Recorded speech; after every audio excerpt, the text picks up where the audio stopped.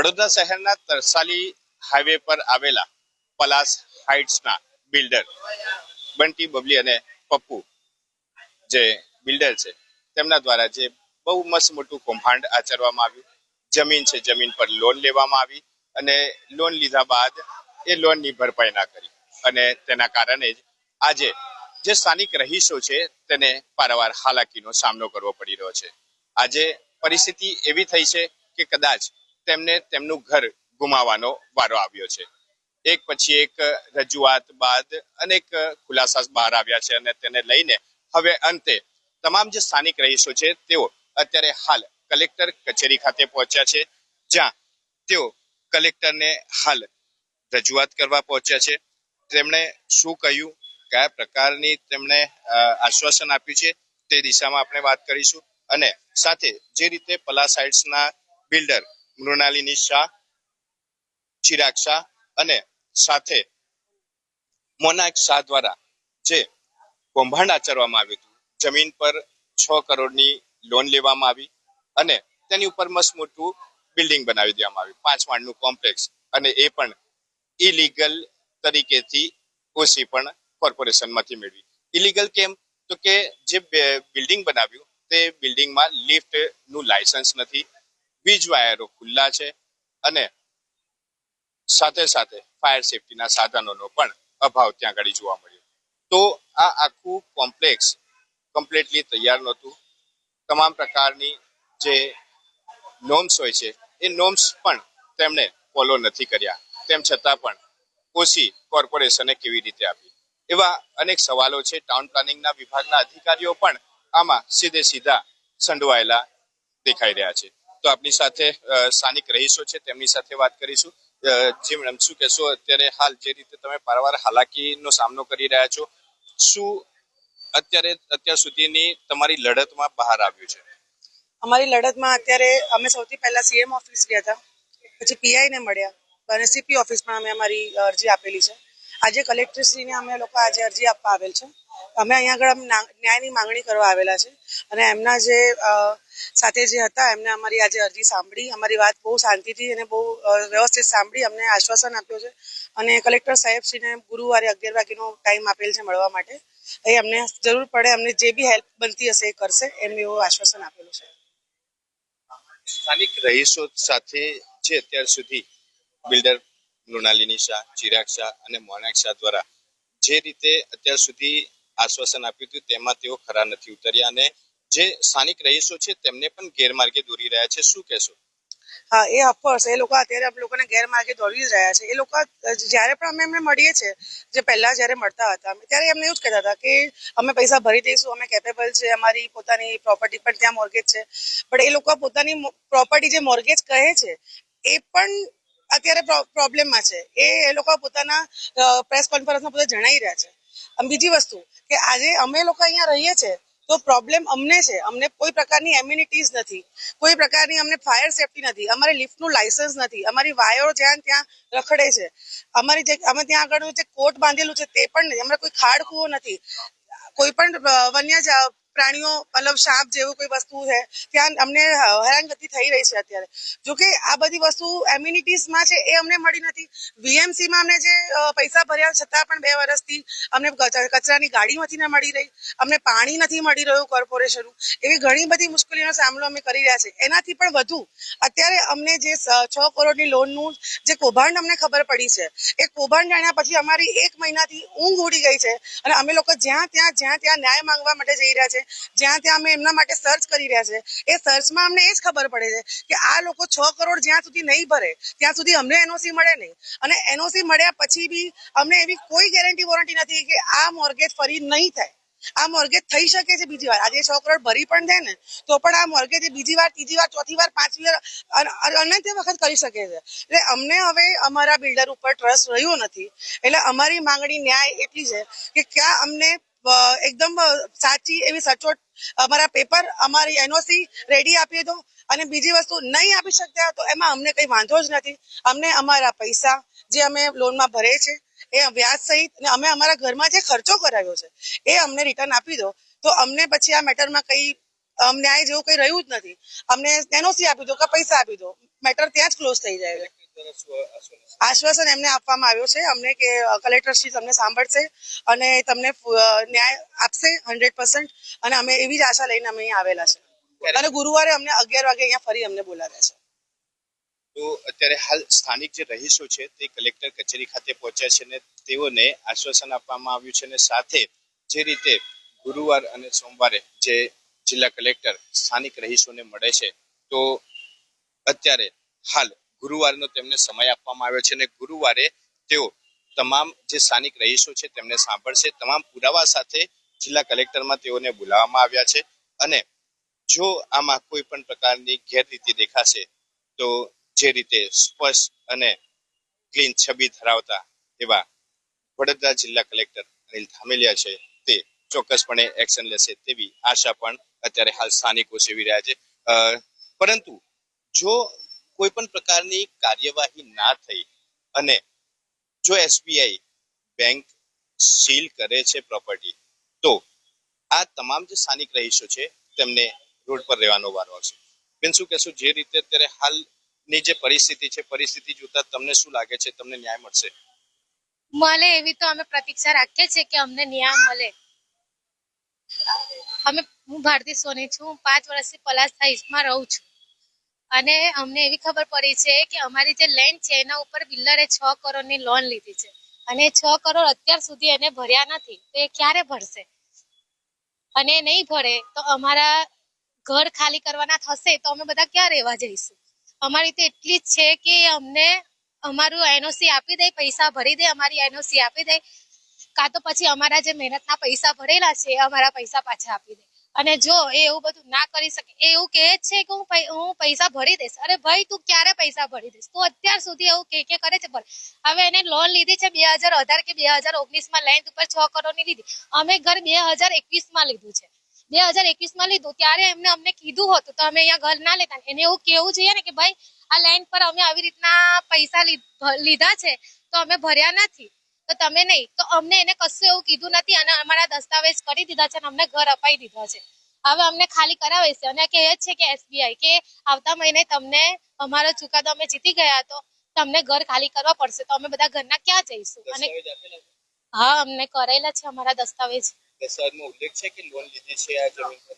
બધા એવું તો કશું કરેલું નથી. હવે ભણેલા અમે એટલા બધા ભણેલા તો છે નથી. હવે બધા અમને કહે કે આવું કર્યું છે તો અમને ખબર પડે છે, જાણ પડે છે. ભણેલા અમે એટલા બધા છે નથી. તો દર્શક મિત્રો, જે રીતે અત્યારે હાલ વડોદરા શહેરમાં બિલ્ડરો દ્વારા જે ફ્રોડ કરવામાં આવી રહ્યા છે તેમાં સૌથી પહેલા તો ટાઇટલ ક્લિયર નથી હોતું અને ટાઇટલ ક્લિયર ના હોય તો સમજી લેવું કે એ મિલકતમાં ક્યાંક ને ક્યાંક ગોટાળા છે. એટલે જ્યારે કોઈ પણ પ્રોપર્ટી લેવા જાઓ ત્યારે ટાઇટલ ક્લિયર અવશ્ય જોવું. જો તમે લોન લો છો તો લોન લેતી વખતે બેંક દ્વારા સામાન્ય વ્યક્તિને હજારો ધક્કા ખવડાવવામાં આવે છે, કાં તો પછી કમિશનના નામે કેટલાક રૂપિયા ચૂકવવા પડે છે અને ત્યાર પછી લોન પાસ થતી હોય છે. પરંતુ હવે બિલ્ડર જ્યારે કરોડો રૂપિયાની લોન લે છે ત્યારે કેમ કોઈ પણ પ્રકારની કાર્યવાહી નથી થતી? ભૂતકાળની અંદર લલિત મોદી હોય, વિજય માલ્યા હોય, એવા અનેક કરોડપતિઓ કૌભાંડો કરીને, અબજો કરોડો રૂપિયાનું કૌભાંડ કરીને દેશ છોડીને વિદેશમાં વસી ગયા છે. પરંતુ ત્યારબાદ શું? તો કે આજ દિન સુધી તેઓ ક્યારેય ભારત પાછા ફર્યા નથી, પરંતુ તેઓ એસો આરામની જિંદગી આજ બેંક કૌભાંડના ઉપર કરી રહ્યા છે. પરંતુ જે સ્થિતિ અત્યારે હાલ વડોદરા શહેરના તરસાલી ખાતેના પલાસ સાઇટ્સની છે તેમાં હવે સ્થાનિકો તમામ પ્રકારની લડત લડીને હવે છેલ્લે જિલ્લા કલેક્ટરના સ્થળને પહોંચ્યા છે.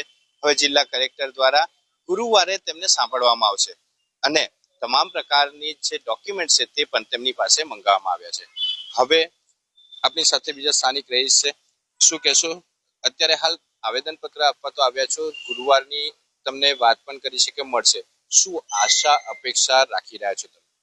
આશા તો એટલી જ છે કે જે અમારી સાથે થઈ રહ્યું છે એમાં અમને ન્યાય મળે. બરાબર, સાહેબ અમને સપોર્ટ કરે, કારણ કે અમે 1 મહિનાથી ત્રાસી ગયા છે. બરાબર, 1 મહિનાથી છેલ્લા ભાગી રહ્યા છે. બરાબર, 9 તારીખથી જ્યારે અમને ખબર પડી છે ત્યારના અમે ઊંઘી પણ નથી રહ્યા, ઠીકથી ખાવાનું બી નહીં થઈ રહ્યું, કારણ કે મનમાં એક જ બીક છે કે ભાઈ થશે શું આપણું.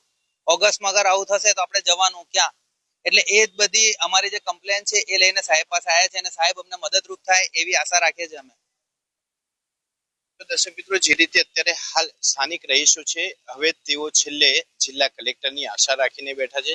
દર્શક મિત્રો, અમે આપને યાદ અપાવી દઈએ કે જે રીતે ભૂતકાળની અંદર આ રીતે અનેક બિલ્ડરો દ્વારા લોન કૌભાંડ કરવામાં આવ્યા છે અને તેમાં ભૂતકાળમાં જિલ્લા કલેક્ટર દ્વારા સ્ટે પણ લાવવામાં આવ્યો છે અને વડોદરાના નગરજનોને મદદરૂપ પણ થયા છે. તો આ કેસમાં પણ જિલ્લા કલેક્ટર જો સ્ટે લાવે તો કદાચ આ જે સ્થાનિક રહીશો છે તેમના જે ઘર છે તે બચી જશે અને કદાચ ઘરના બેઘર થતા પણ અટકી જશે. સાથે બીજા અનેક સ્થાનિક રહીશો છે, એમની સાથે વાત કરીશું. શું કહેશો, જે રીતે અત્યારે હાલ તમારી પરિસ્થિતિ છે, કઈ રીતનું ટેન્શન છે હવે તમને? મારું નામ સંજયભાઈ પાદરિયા છે. હું છેલ્લા 4 વર્ષથી પલાસ સાઇટમાં રહી રહ્યો છું. પણ આ બધી પરિસ્થિતિ જોતા એવું લાગે છે કે સાહેબ ન્યાય તો મળવો જ જોઈએ અને ન્યાય ના મળે તો જ્યાં સુધી નહીં મળે ત્યાં સુધી અમારી લડત ચાલુ રહેશે.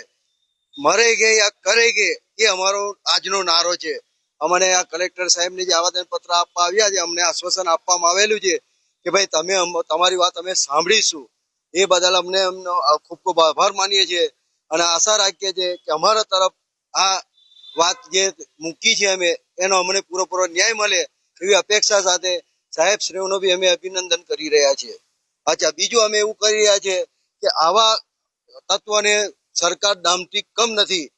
જ્યારે સામાન્ય માણસ લોન લેવા ગયા છે તેની પાછળ અનેક પેપરો માંગવામાં આવે છે, તો આવા માણસો પાસે કેમ નથી માંગતી? આવું જો ચાલતું રહેશે તો સરકાર એને પાસે યોગ્ય પગલા કમ નથી લેતી અને એને યોગ્ય પગલા લેવા જ જોઈએ. નહીં તો આવા જ માણસો આગળ જઈને એસઆરામની જિંદગી જીવશે અને ગરીબ માણસ મહેનત કરીને મજૂરી કરીને ત્યાં મરી જશે. જય હિન્દ.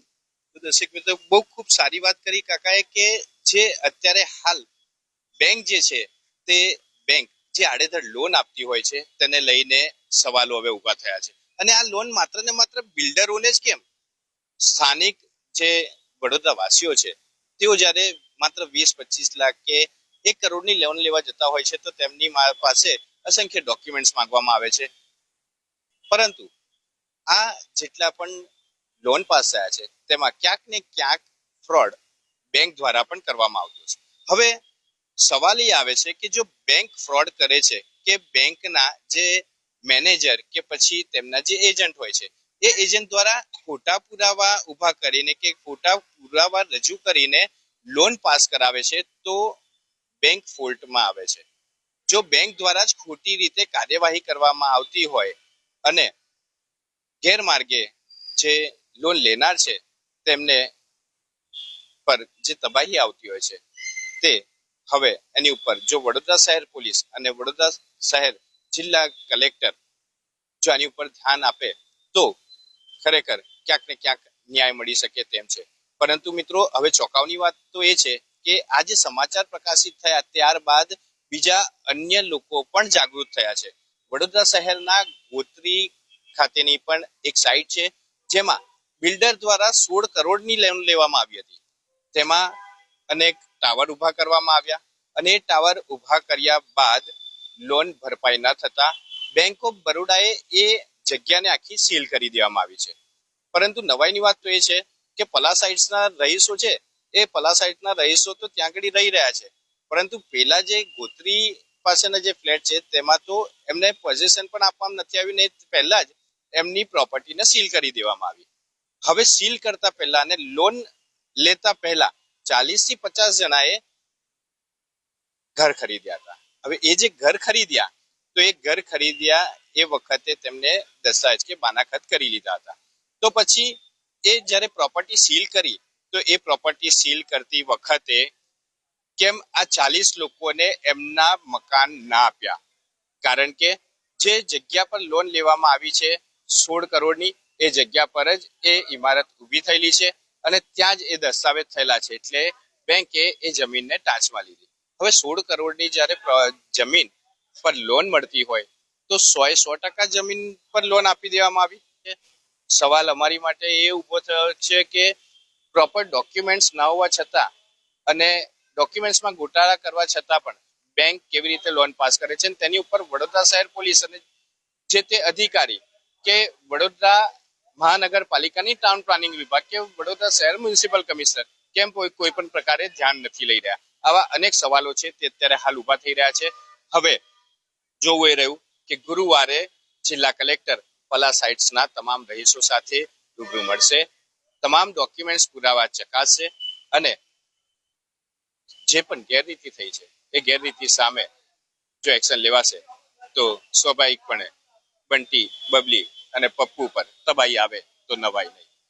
વડોદરાથી નિકોલસ સાથે વિશાલ ઠાકુર, વડોદરા વોઇસ.